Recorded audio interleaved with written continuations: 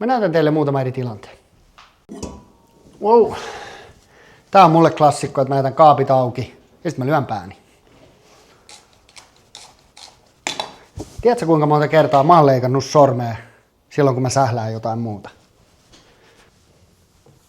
Tiedätkö kuinka monta kertaa mä oon rakentanut kaiken näköisiä säätöjä, missä on pöytä ja tuolisen päällä? Että on ollut aika paljon läheltä piti tilanteita. On tärkeää, että on oikeat varusteet.